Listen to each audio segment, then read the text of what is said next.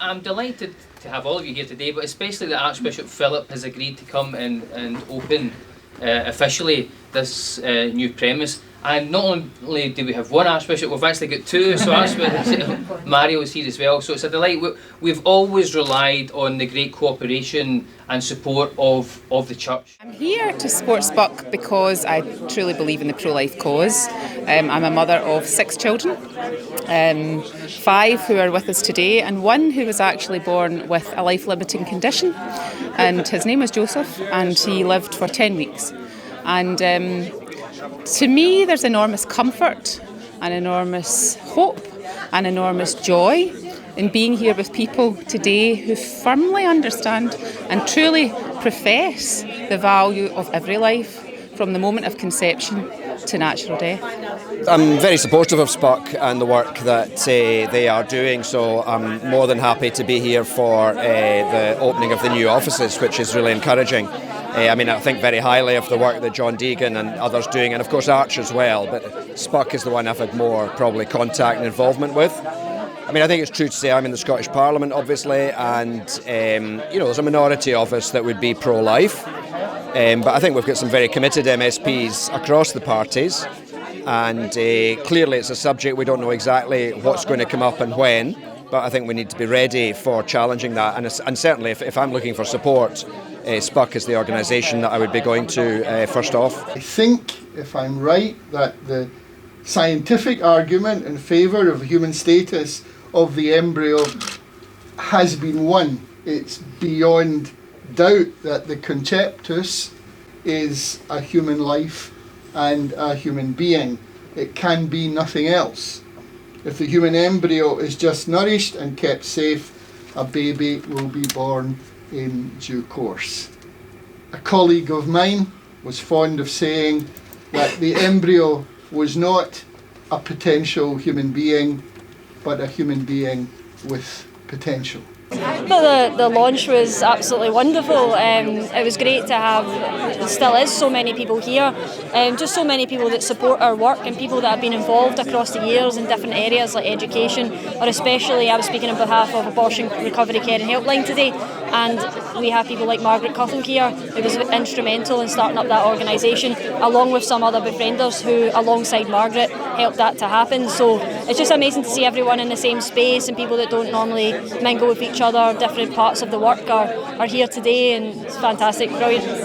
It was back in 1988, and there was one English woman who started, she was a member of SPUC, as was her family, and she'd had an abortion and wanted to share how it affected her life. Not only was it the women, it was the men, grandparents, other family members. It impacts not only the woman, the loss of her child and the choice that she was confronted with impacts family life and our society today, because it dehumanises us, abortion.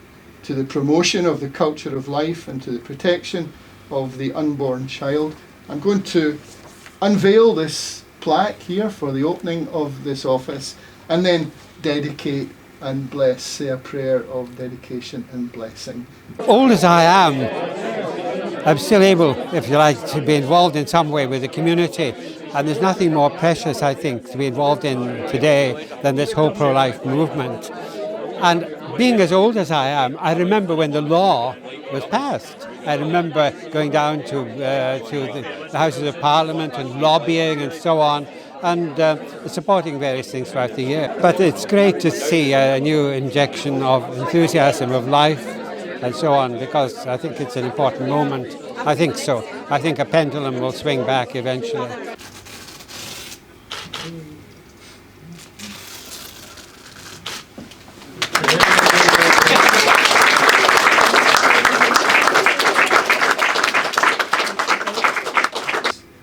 Blessed are you, Lord God of mercy, who through your Son gave us a marvellous example of charity and the great commandment to love one another.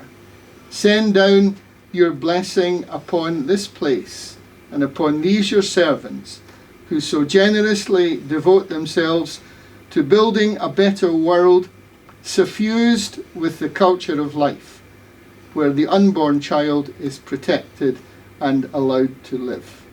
And we ask this through Christ our Lord. Amen. Thanks.